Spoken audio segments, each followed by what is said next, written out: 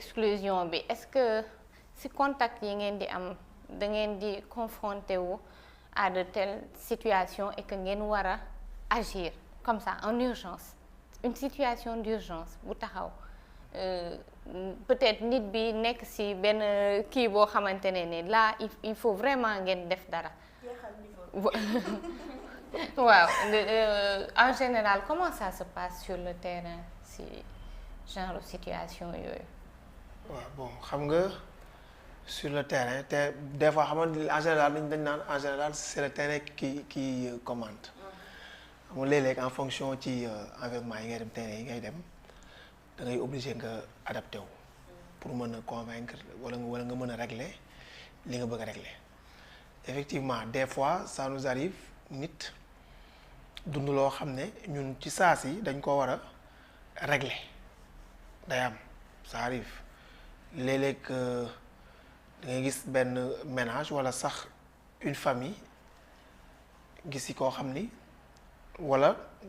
nga toog sax ñu woo la ne la ah lii de xew na fii kii de nee nañ dañ koy génnee wala kii de am na lu mu doon dund mais instant yi dafa sës ba mi ngi pétard ci kër gi. xam nga tey ñun en tant qu'acteur chance bi ñu am aussi parce que boo amee ancrage communautaire dafa am ay affaires yoo xam ne bu xewee ci yenn ménage yi yow tu seras incontournable foog ñu woo la nga mën ci intervenir parce que peut-être am nga chance am le verbe wala xëy na am nga benn forme d'approche boo xam ni boo ko utiliser di nga mën a am li nga bëgg ba créer benn stabilité ci biir maanaam ci la famille parce que boo xoolee tey en tant qu'acteur am nañu li ñuy tuddee des influenceurs communautaires dañu jël ay acteurs former leen ñu nekk déjà am nañu ancrage zone bi ñu nekk mais aussi nit ñi xam nañ leen ba yàgg na am ay situations yoo xam ne ñoom ñoo ko yàgg résoudre donc ñu cible ci ay nit def leen ay influenceurs communautaires donc influenceurs yooyu tey ku ci ne sa zone de responsabilité bu fa dara xewee mën naa jël benn exemple comme da nga ne lu loo xam ne dafa xew ci immédiat mën naa jël benn exemple parce que en général am na ay jeunes filles yi nga xam ne léeg-léeg bon doo ko bëgg a tudd mais dañuy dund ci seen kër ay attouchement da ngay gis comme benn cas bu récent boo xam ne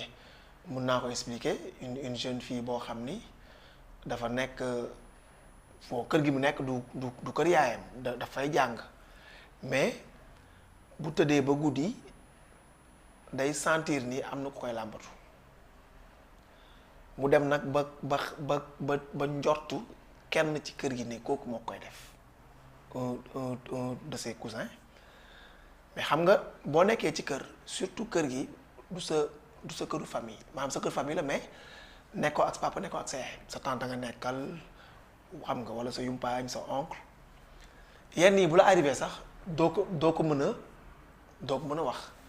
surtout tey bu fekkee ki la yor doomam moo la koy def xam nga loolu c'est un problème c'est très difficile nga mun ko partager ak waa kër gi mais aussi su fekkee koo xam ne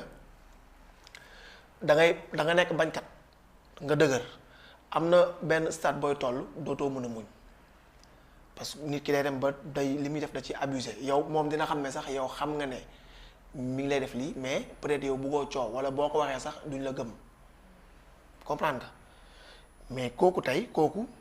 am na benn moment boo xam ni dafa dem ci këru ñi mu dendal expliquer leen problème bi parce que xamoon na ne bu ko waxee ñële duñ ko gëm am koo xam ne ci biir kër gi fi mu ko waxee dem na ñële wax ko ñële mu créé coow bu rëy donc ñun on a la chance yooyu bu amee dañuy woo man bi ma ñëwee dégg situation bi moom laa woo laaj tante bi ne ko est-ce que mën naa ànd ak moom ma dem structure ba ñu toog waxtaan mu ne amul problème ma ne ko bon te xam nga tamit am na yoo xam ne bu xewee tàng bi foog nga apaiser foog nga xam nga rek bon xam naa jàng bi la temps yi ñoom seen composition yi xam nga xale itam wala léeg-léeg bu ñuy nelaw dañuy génn mu ne ma ah kon xam naa ma ne ko waa bàyyi ma ne waxtaan ak xam naa dina kii donc ma ànd ak moom waxtaan ak moom mais da ngay xam ne kii li mu la wax dëgg la mais xam nga loolu aussi yow en tant que communautaire mënoo ñëw rek ne ko dóor bombe bi noonu foog nga am noo ko defee waaw foog nga am approche mais il a fallu que ma wax ak moom ne ko nag su ma sañoon nga jël say précautions comme yow jigéen nga da nga nekk ci néeg di fanaan yow rek del tëj parce que comme da nga nekk ci néeg aussi te doo ko tëj parce que da nga ragal parce que moom li mu wax mooy man su ma nekkee ci néeg bi du ma ko bëgg a tëj parce que dama ragal damay bañ dara feeñ xam nga xale yi fi ñu xalaatee damay bañ dara feeñu ma du ma mën a génn moo tax may ibbi néeg bi te xam nga yooyu en général kii la. tijji boobu ngay tijji na fa wala la dara di feeñu. waaw gis nga maanaam nag comme lii am na effectivement yow fi nga nekk tey même boo ko waxee duñu la gëm donc yow sa nekk dee ko tëj léegi nag ñun en tant que acteur dëkk ci zone bi on va veiller à ça te kooku dinañ ko bàyyi xel yaa ngi dégg bi ma ñëwee aussi ne la waxtaan ak moom tante yi di discuter avec elle dugg ma si débat yooyu feneen laa dugg nit kii dañ koy jege di waxtaan ak moom xam nga école en général xale yi seen composition yi surtout bu ñu amul ay notes yu baax dañuy am dañuy am stress te stress bi ñuy am mën na leen pousser même bu ñu tëddee di xalaat yenn yoo xam ne peut-être sax amul donc yéen gën leen ko jege mais aussi man seen parce que xam nga kër goo xam ne en général benn góor a fa nekk bëri ay jigéen yu nekk mën na fa xew xam nga donc yu mel noonu daf ñuy arrivé te bu ñu arrivé aussi c'est très complexe nag léeg-léeg sax yow mii ñu yow sax la ñuy attaqué da ngay ñëw bëgg nekk sapeur pompier mais yow la ñuy attaqué ne yow yaa bëgg tas famille bi yaa bëgg a jaxase famille bi léegi nag boo amul une bonne approche rek dañuy dal sa kaw waaw man mën naa wax benn anecdote ci Covid bi am na koo xam ne Covid bi bëggoon na ma sax porter plainte ci lan parce que xam nga Covid bi première vague bi surtout nit ñi nga xam ne leen doon jël di leen yóbbu ci hôpitaux yi pour faj leen parce que tey temps yooyu boo ko amoon c'était très difficile xam nga tey benn jànk bu nekk ci kër di fa liggéey di wàcc par samedi Covid am fa ñu testé ko maanaam moom mu nekk cas suspect bi ñu ko testé mu nekk cas positif nekkee wàllu na ñeneen ci kër gi ñu jël ko yóbbu ko di ko centre de traitement di ko traité mais moom ñi mu demandoo la woon ñib si nañ moom mu defaat ba benn 15 jours papa ji woo ma nijaay ji dinañ may porté parce que maa kidnappé seen doom xaw ma nag comprendre ngeen waaw ne maa kidnappé seen doom parce que boobu comme ñee wér nañu moom wéragul jàpp nañ ne man dama ko kidnappé man leen nag mais kii feebar la xëy na ku ci ñoom seen yaram yi bokkul tey nit mën nga ko jox garab mu tane léegi kii nga jox ko garab mu def une semaine du tane yaram yi bokkul léegi nag yéen aussi bien vrai que Covid am na gëmu leen ko mais yéen gis ngeen ñi mu wàll te maanaam da nga xam nga liggéey communautaire c'est pas facile dafa metti di nga tey su ma jëlee exemple bàjjen gox yi tey li ñuy dund ci kër yi da nga gis bàjjen bu dugg ci kër sax boroom kër gi ne ko da nga bëgg a tas sama sëy ci lan xam nga tey su ma jëlee exemple par rapport à la planification familiale am na jigéen yoo xam ne effectivement ñun dañu nekk ci société boo xam ni ay jurit lañ sa jëkkër da nga ko war a déggal am na jigéen yoo xam ne seen jëkkër bu accepté wul ñu def planification familiale duñ ko def même bu leen di gaañ alors que tey am na ñoo xam ne dañ leen koy conseil parce que mënatuñu jur wala xëy na bu ñu respecté wul espacement de naissance mën na leen indi ay complications mais da ngay gis un bàjjenu gox dugg ci kër waxtaan ak ku jigéen ki di ko ñaax espacement de naissance importance bi xam nga mais ku góor ki danaan kii de tas kër gi léegi nag yow en tant que bàjjen boo amul benn retenue am noo waxee yow sax mën nañ la dëkkal foo dëkkul waaw je pense que yooyu yëpp mi ngi xew mais ñun on essaie chaque jour di ko gérer à notre façon yi des fois nag day déraper ça dérape parce que même c'est pas parce que tey acteur wala c'est pas parce que psychologue rek mën nga régler problème yëpp waaw des fois ça nous dépasse tey bu ñu dépassé aussi am na beneen niveau boo xam ne day yegg foofu mun ci ñàkk waaw parce que du la nga dëkk ci koñ bi rek du acteur nga du am nga ancrage ba problème bu am ci wala problème ménage wala kuñ fi stigmatisé rek yow yaa ko mën a régler waaw demeewul noonu léeg-léeg nag chance yàlla moo lay dimbali des fois comme li ñuy wax nee nañu am na médecin yoo xam ne ku ñu laal mu wér des fois loxo suñu borom daf ciy nekk waaw xëy na xam-xam bi baax na mais dafa mel ni rek sànq ñu ngi koy wax ci xale yi nga xam ne ñu ngi leen di yar suñu doom ne sama doom dama ko bëgg yar nii laa bëgg mu mel gis nga yar école bi gën a cher sax taxul sa doom mel ni nga bëgg mu mel yow di nga def sa devoir di nga ko dugal école di nga ko dugal daara di nga ko yar ci kër gi ni nga bëgg mu mel pour bu demee dans la société mën a nekk nit ko positif envers les gens mais da ngay ñaan ci ginnaaw wala sa xel yàlla teg ci loxoom parce que en général loolu mooy tax xale bi rëcc xale bi du rek yow sa yar mais loolu tax xale bi rëcc sànq aussi ñu ngi koy wax par rapport ak ne sànq yaa ngi koy wax xale bi dama ko sama doom la teg naa ko condition yu baax dugal naa ko école jàng na bu demee ba réussir daf ma war a teral par force je pense que loolu aussi c'est un problème parce que il faut ñu xam en tant que parent jàng droit la ci xale bi boo ko juree dafa am ay droit te droit yooyu éducation daf ci bokk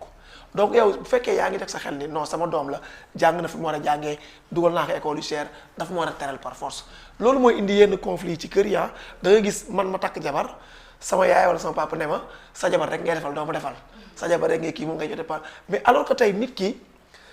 waxuñu bu kenn defal yaayam nag waxuñu loolu mais nit ki tey yow li nga ko defal droit am la école bi nga ko dugal droit am la li nga ko doon solal droit am la toit bi mu nekk droit am la xam naa waaw droit am la léegi nag moom tey en tant que doom devoir bi mu am tey mooy protéger ses parents te protéger ses parents nag bokk na ci ses parents ay bëgg-bëgg mi nga nekk ci waaw je pense que yooyu aussi dañ ko war di bàyyi xel mais bu ñu rek jël xale yi kii leen vas-y waaw. peut-être intervenir si benn point rek en tant que acteur communautaire peut-être je sais pas si formation bi y a les aspects psychologiques qui sont intégrés parce que ça serait important ñu intégrer ko si maa ngi doon wax sànq si wàllum éducation te dañuy fàtte éducation bu am solo mooy l'éducation sexuelle des enfants et des jeunes ndaxte ay xale nga boole leen ci kër muy góor muy jigéen ñu xam ne que ni à un moment de leur vie dina am ay besoins yu ñëw dina am ay changements du ñëw dina am kay te yaroo leen éduqué woo leen xale boobu dem ci mbedd bi ay moroomam am lu ñu ko wan wala mu gis ko ci réseaux sociaux yi wala dara daf koy bëgg a tester da koy bëgg a découvrir da koy bëgg a tester et que y a une manière aussi de communiquer si quand on fait de trucs de l'action communautaire pour que partie prenante yi ku ci nekk xam rôle bi nga joué parce que boo ñëwee ne leen école bi la dafa jaxasoo wala dara damay ragal beneen yoon bu waxaatee même chose bi wala affaire bi egg ci benn niveau un jour ñu ni defoon nga fi même problème bi te école bi la woon may ñu suñu jaamu wala dara et cetera et que c'est des choses comme li ma waxoon sànq ci information bi ngay njëkk a joxe moom la nit ñi di jàpp boo leen njëkkee wax ni que ni non kii amul benn problème mu école rek moo ko jàpp moom la ñuy tëye bu ñëwee sax fekk ne jëyee am na ba pare duñ teem ñu andil la problème sax yow ndax dañ naan la yaa fi ñëwoon ne école bi la tey nga bëgg fi ñëw bëgg a tas kër gi même chose pour le planning familial bu ñuy sensibiliser même dans les maisons dañ lay wax ni que ni boo bëggee sensibilisation réussir day mel ni comme ñun quand on fait nos actions communautaires mënoo dem ci dëkk nga bëgg leen sensibiliser ci lépp lu jëm ci wàllum santé mentale wala dara te jaaroo ci borom dëkk bi ba pare boo ñëwee rek dem ci ménage yi dañ la déglu de ndax dinañ dalal gan bi wala dara mais boo pare nañ si alors que bés boo gisee borom dëkk bi wala gis imam bi wala kii bi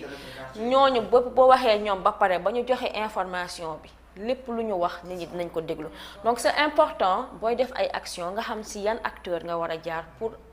atteindre sa objectif Sénégal ñëpp xam nañ surtout ci yenn zones yi le poids du mari sur la femme ñëpp xam nañ ko donc boo ñëwee di wax ak jabaram naturellement danaan la yow da ngaa bëgg a tas sama kër waxu ko parce que d'accordul ak planning bi mais parce que voilà yaa l'ego mooy que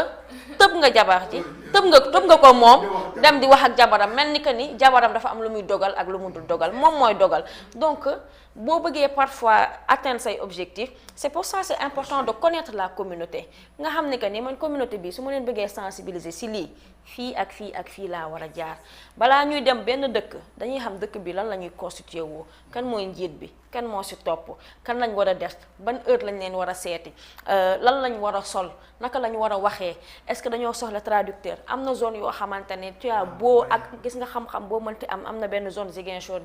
amal nekkal professeur en psychologie bu dee jigéen nga duñ la déglu loolu da nga ko war a comprendre boo demee di forcer naan leen non jigéen laa am naa xam-xam sa affaire du jàll boo demee ci yenn zone yi nga dem di wax ak ñoom heure 14h ñoom ñëppay jug dem bàyyi la fa dañuy dem julli ji même chose et c'est important de comprendre ces dynamiques sociétales là ces réalités sociétales là loolu moo tax ngay mën a atteindre say objectifs de sensibilisation d'information et de donner la bonne parole gis nga boo xawee xaw ma du ma ni inhibé mais nga am ego boobu noonu nga tege ko de côté parce que wax jaar nga ci jëkkër ji waxtaan nga ak moom ba mu xam ne que ni waa kii jaar na si man loo wax ak jabar ji da ciy d'accord tout simplement parce que topp nga processus bi même chose que même dans les familles soo bëggee dindi dara mën nga ko contourner tout en leur donnant une information vraie et juste ba de ce fait que boo ñëwaatoon di waxaat ak ñoom tamit duñ ne kii dafa bëgg a tas suñu kër wala dara parce que c'est vrai c'est très souvent ça arrive parce que c'est des gens qui sont confrontés à beaucoup de dangers mais da ngay xam rek circuit yi ngay jaar pour que nit yi da mel ni jànk boobu noonu dès le début moi j'amène ton oncle et ton père te voir ñu gis la même bu fekkoon quarantaine am na du ma nekk le seul contact parce que nit yi seen xalaat ñaaw na yàlla boo nekk góor mu nekk jigéen et cetera seen xalaat dafa doy waar donc comment tu fais pour te protéger d'abord parce que ñun ci formation yi ñuy def même aux acteurs communautaires li leen njëkk a wax mooy la formation c'est pour vous protéger mooy que vous êtes au contact de communautés très difficiles problème bu am dañ lay woosi na la yow mi yaa ko fi waxoon yow mi yaa ko fi defoon comment tu fais pour que même ci communication bi ngay am da ngay protéger sa bopp ndax doo leen wax loo xamante ne lii la da nga naan leen man dama leen jox ay orientation ay information mais décision yëpp bu ngeen jël ci yéen lay jóge day mel ni cas de viol bu amee ci benn kër toi en tant qu'acteur communautaire par exemple et même nous par exemple en tant que spécialiste wala dara on n'a pas le droit personne n'a le droit de dire lii la nañ ko yóbbu ci police wala dara dañ leen war a informer ba ñu xam ne que ni lii mooy procédure bi est-ce qu'ils vont décider de le faire est-ce qu'ils ne vont pas le faire luñ ci mënti am